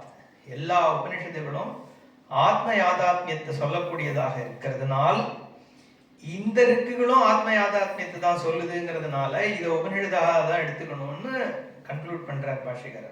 கீதானாம் மோட்ச தர்மானாம் செய்யவ பரத்வாத் தஸ்மாத் ஆத்மனஹா அநேகத்வ கர்த்திருத்வ போக்திருத்வாதி ச அசுத்தத்வ பாபவித்தத்வாதி ச உபாதாய லோகபுத்தி சித்தா கர்மாணி விஹிதானி. பொதுவா கர்மாவுக்கு வந்து பாபவித்தத்துவம் இருக்குன்னா தான் அவன் கர்மா பண்ணுவான். நீ இந்த பாப்பெல்லாம் பண்ணியிருக்க, அது ஒன்று அஃபெக்ட் பண்ணும், அதனால இந்த கர்மாவை பண்ணேன்னா நீ ஒன்று பியூரிஃபை பண்ணிக்கலாம் அப்படிங்கிற லோக புத்தியை அனுசரித்து வேதம் வந்து கர்மாவை கொடுக்கறது. இல்லைன்னா இந்த கேள்வி கேட்கலாம்ல, வேதம் அப்பிரமாணமானதேன்னு ஒரு கேள்வி எப்பவுமே உண்டு. ஆத்மா வந்து நிர்குணம் நிறைவேவன் தான்னா வேதம் எதுக்கு இத்தனை கர்மாவை கொடுக்கறது? ஏன்னா இது கர்மாக்கெல்லாம் அர்த்தம் இல்லாமல் போய்டுறது. ஏன்னா ஆத்மா இதனால் அன்டச்டு. லோக புத்தியா அஜ்ஞான தசையில வந்து ஒருத்தனுக்கு வேதத்தோட வேலை என்ன? உன்னோட இந்திரியங்களுக்கு புலப்படாத விஷயங்களில் உனக்கு தேவை இருக்கும் பொழுது, உன்னுடைய தேவை வந்து உன்னுடைய மற்ற பிரமாணங்கள்னால பூர்த்தி ஆகாத பொழுது அதுக்கு வேதம் பிரமாணமாகுது. அப்போ நீ எதை வந்து கேட்குறியோ அது வேதம் கொடுக்கும். நீ ஒரு அஜ்ஞானியாக இருந்து எனக்கு புத்திரன் வேணும் எனக்கு அதுதான்னா அப்போ புத்திர காமேஷ்டின்னு ஒன்று பண்ணுன்னு சொல்றது. அதுக்காக புத்திரன் வர்றதோ இல்லை இந்த விவகாரம் சத்தியம்னு வேதம் ஒத்துட்டதா ஆகாது. அவன் அஜ்ஞானி வந்து இது வேணும்னு கேட்கும் பொழுது அதை வேதம் கொடுக்கறது. ஸ்வரூபம் என்னன்ற உண்மையை தெரிஞ்சுக்கணுங்கிற பொழுது அந்த ஸ்வரூப ஞானத்தை கொடுக்கறதே ஒழிய, அஜ்ஞான திசையில கர்மகாண்டம் பிரமாணம், அஜ்ஞான திசையில தான் ஞானகாண்டமும் பிரமாணம். ஏன்னா ஞானம் வந்ததுக்கு அப்புறம் வேதம் அப்பிரமாணம் ஆயிடுறதுன்னு சொல்றோம். அப்போ அஜ்ஞான திசையில ஒருத்தன் வந்து எதை கேட்கறானோ அதை கொடுக்கறதுக்கு தான் வேதம் பிரமாணமா இருக்கே ஒழிய, இது சத்தியத்துவ நிரூபணம் அங்க பண்றது இல்லை. அதனால லோக புத்தி சித்தா கர்மாணி விகிதானி, லௌகிக புத்திக்கு தேவைக்கு கேட்டர் பண்றதுக்காக இந்த கர்மாக்கள் சொல்லப்படுகின்றன. யோகி கர்ம பலையன அர்த்தி திருஷ்டேன பிரம்மவர்ச்சசாதீனா அதிருஷ்டேன சொர்க்காதினாச்ச த்விஜாதிஹி அகம் ந காணத்வ. பாஷ்யம் படிக்கிறேன், இருந்தாலும் ஜஸ்ட் இந்த இன்ட்ரடக்ஷன் பண்ணோம், ஏன்னா இது கொஞ்சம் யூஸ்ஃபுல்லா இருக்கும்.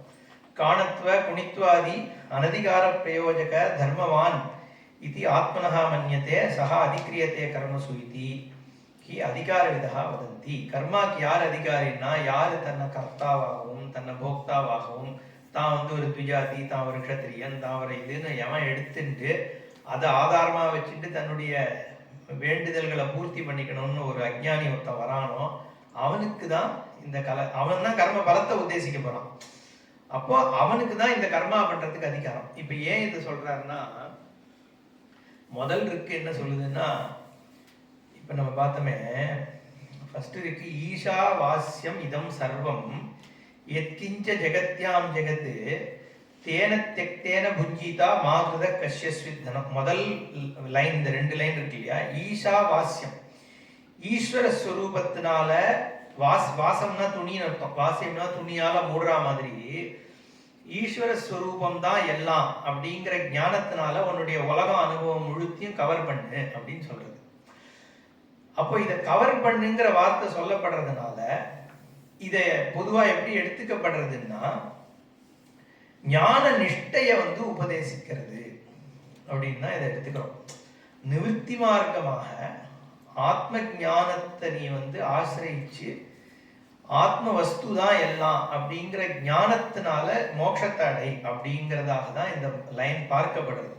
அதாவது பிரவೃತ್ತಿ நிவர்த்தின்னு 2 வேதம் 2 விஷயத்த சொல்லுது. கர்மகாண்டம் முழுக்க பிரவೃತ್ತಿ, ஒரு விஷயத்துல பிரவர்த்திக்கிறதுக்கு, நிவர்த்திங்கிறது இது எல்லாத்துலேருந்து வெளியில மோட்சத்தை அடையிறதுக்கு.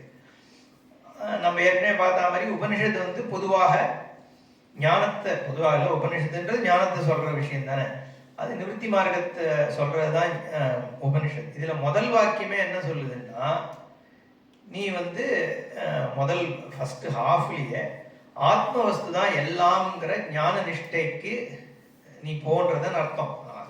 ஈஷா ஏவ ஆச்சாதனியம் அப்படின்னு சொல்றாரு. ஈஸ்வர ஸ்வரூபத்தினால பரமாத்மா தான் சர்வவியாபியா இருக்கு அப்படின்ற ஞான நிஷ்டையை ஏற்படுத்திக்கொள் அப்படிங்கிறது தான் வாக்கியம். இந்த வாக்கியம் இருக்கிறதுனால தான் பாஷிகாரர் இதை எப்படி இன்ட்ரடியூஸ் பண்றாருன்னா, இந்த பர்சனுக்கு யாரு இந்த வாக்கியத்துக்கு போறானோ அவனுக்கு கர்மால அதிகாரம் இல்லாதவனாகிறான். ஏன்னா அவனுக்கு கோல என்ன கொடுக்கப்பட்டிருக்கு, ஞான நிஷ்டைன்னு கொடுக்கப்பட்டிருக்கு. ஞான நிஷ்டையானது கர்மாக்கு அப்போசிட்டா இருக்கு. அப்போ கர்மாக்கு அப்போசிட்டா இருக்கிறதுனால ஒரு ஞானி கர்மாவை பண்ணிதான் ஆகணும்னு நிர்பந்தப்படுத்த முடியாது. ஏன்னா அவனுக்கு கர்த்தத்துவமே இல்லை. ஒரு ஞான நிஷ்டையில ஒருத்தன் இருக்கான்னா, இது நம்ம கொஞ்சம் ஜம்ப் பண்றோம், ஏன்னா இவர் இந்த ஸ்டேட்மெண்ட் போட்டிருக்கிறதுனால நம்ம ஜம்ப் பண்ணி அதுக்கு போறோம். ஞான நிஷ்டையில இருக்கிற ஒருத்தன் தான் சர்வாத்மா அப்படின்ற ஞானம் ஏற்பட்ட ஒருத்தனுக்கு அந்த ஞானத்திலே நிலை கொண்டு இருக்கிற ஒருத்தனுக்கு தான் கர்த்தாங்கிறதும் தான் போக்தாங்கிறதும் போயிடுறது. கர்த்தத்துவ போக்திருத்துவம் போன ஒருத்தன் ஒரு காரியத்தை பண்ண ஏன் போகிறான் இல்லையா? ஏன்னா அவனுக்கு காரியத்தினால பிரயோஜனம் இல்லை. என்ன யாவானர்த்த உதபானே சர்வத சம்பளுதோதகே தாவான் சர்வேஷு வேதேஷு பிராமணஸ்ய விஜானத்தகான்னு கீதையில சொல்றார். எல்லா இடத்துலையும் வெள்ள பிரவாகமா இருக்கும்போது குட்டையும் குளத்தையும் தேடி எவன் போக்குறான்?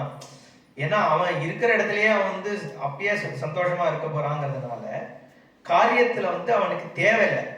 அப்படிங்கிறதுனால இங்க நிவர்த்தியை தான் உபதேசிக்கிறது. ஏன்னா கர்ம யோக்கியத்துவம் அவனுக்கு இந்த கர்மசு அதிகார விதா, கர்மால யாருக்கு அதிகாரம்னா தான் கர்த்தா போக்தான்னு எடுத்துக்கிறவனுக்கு தான் கர்மா அதிகாரம். தான் கர்த்தா போக்தாவே இல்லைங்கிற ஒருத்தன் எங்க கர்மா பண்ண போறான்? ஒரு இடத்துல சொல்ற, தேவதத்தா இங்க வா அப்படின்னு கூப்பிட்டா தேவதத்தன் வந்தா வருவான், ஆனா விஷ்ணு தத்தன் தான் வரேன்னு வரமாட்டான்.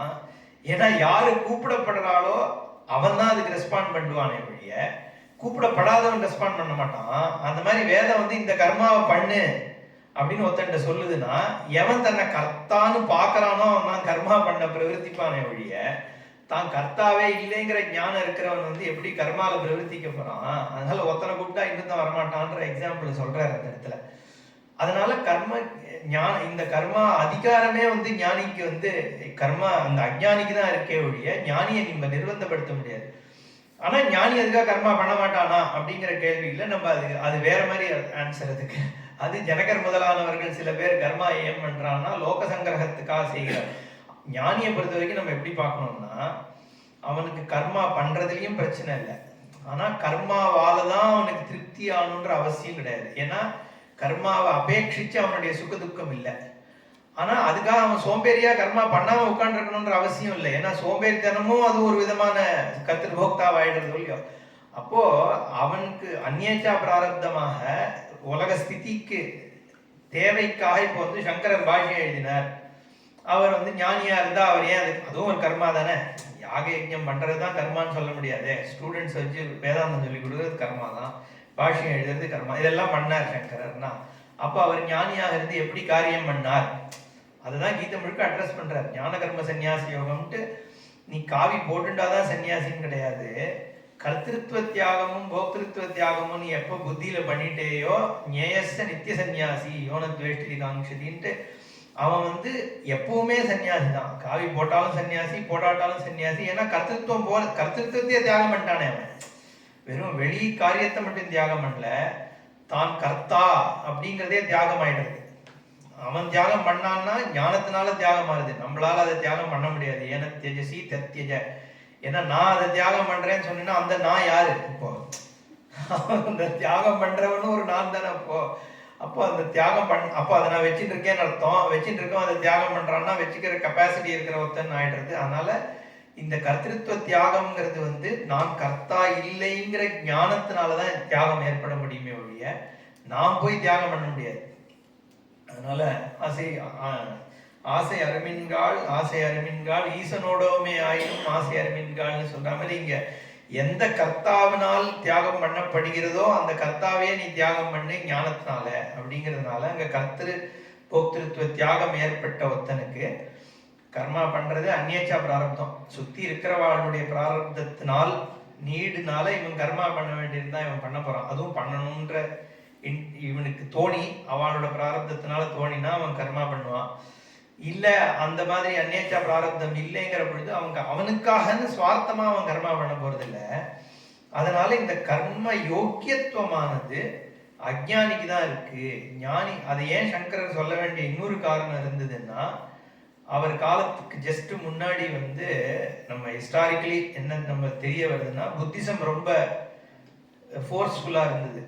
பண்ணதுக்கு அப்புறம் இப்ப மீமாம்சத்தை வந்து குமரிலபட்டர் மண்டன மிஸ்ரர்லாம் வந்து இந்த மீமாம்சை அப்படிங்கிறத கொண்டு வந்து வேதம் தான் பிரமாணமாகிறது அப்படிங்கிறத எஸ்டாப்ளிஷ் பண்ணாலும் கர்மகாண்டத்துக்கு தான் பிராதானியம் கொடுத்து பண்றதுனால கர்மாவை விடக்கூடாது அப்படிங்கிறது ரொம்ப ஃபோர்ஸ்ஃபுல்லா இருந்தது அந்த காலத்துல. யாவத் ஜீவம் அக்னிஹோத்திரம் ஜுஹியாத்னு வாக்கியம் இருக்கு. அப்போ வாழ்க்கை இருக்கிற வரைக்கும் நீ கர்மாவை பண்ணிதான். இதுலயே வருதே ஜிஜீவிஷேத் சதகும்சமாக. அடுத்து இருக்கே என்ன சொல்லுதுன்னா குருவன்னேவேக கர்மானி ஜிஜீவிஷேத் சதகும்சமாக. நீ இந்த கர்மாவை பண்ணிட்டே 100 வருஷம் வாழ் அப்படின்னு அது சொல்றது. அப்போ பண்ணிதான் ஆகணும் அப்படிங்கிற ஒரு இன்டர்பிரிட்டேஷன் தான் வந்து மீமாம்சகர்கள்லாம் எடுத்துட்டா. அதுக்காக சங்கரர் வந்து என்ன சொன்னார்னா ஒருத்தன் ஆத்ம ஞானி ஆயிட்டான், இந்த கர்மா பண்றதெல்லாம் எதுக்கு? ஆத்ம க்ஷேமத்துக்கு தானே பண்றான், சொர்க்கத்துக்கு போய் என்டர்டெயின்மெண்ட்டுக்காக இல்லையே. அப்போ ஆத்ம ஞானம்ன்றது தான் இங்க வந்து முக்கியமே ஒழிய இந்த கர்மாவனுடைய பலனே ஆத்மாவை தெரிஞ்சுக்கிறதுக்கு தான் அப்படிங்கிறதுனால ஒருத்தன் வந்து பக்குவம் அடைஞ்சிட்டான்னா அவனுக்கு வந்து ஆத்ம ஞானம் தான் தேவைங்கிற நிர்ணயம் ஆனதுக்கு அப்புறம் அவனை கர்மாவை வச்சு பந்தப்படுத்துறது வேதத்தினுடைய தாத்பரியம் இல்லை அப்படிங்கிறத அவர் எஸ்டாப்ளிஷ் பண்றார். அதனாலதான் சன்னியாச தர்மத்தை வந்து ரொம்ப நிறைய இடத்துல ஃபோர்ஸ்ஃபுல்லா சொல்றாரு. இங்கேயும் கர்த்திருவம் இருக்கிறவனுக்கு தான் வந்து கர்மாவை ஒழிய எவன் ஞான யோகியத்துவம் வந்துட்டோ இல்லை ஞானி ஆயிட்டானோ அவனுக்கு இந்த ரிக்குனால அவனுக்கு வந்து கர்மானால வந்து இது இல்லைன்னு சொல்லி அதனால இந்த ரிக்க இந்த முதல் இது இல்லையா, ஈஷா வாஸ்யம் இதம் சர்வம். அதனால ஞான நிஷ்டையில போ அப்படின்னு அவனை நிவர்த்தி மார்க்கத்துல வந்து வேதம் திருப்புறது அப்படின்னு இதுக்கு இன்ட்ரடக்ஷன் கொடுக்குறேன். அடுத்த கிளாஸ் பார்ப்போம். ஓம் பூர்ணமதః பூர்ணமிதம் பூர்ணாத் பூர்ணமுதச்யதே பூர்ணஸ்ய பூர்ணமாதாய பூர்ணமேவாவசிஷ்யதே. ஓம் சாந்தி சாந்தி சாந்தி. ஹரி ஓம். ஸ்ரீ குருभ्यो நமः.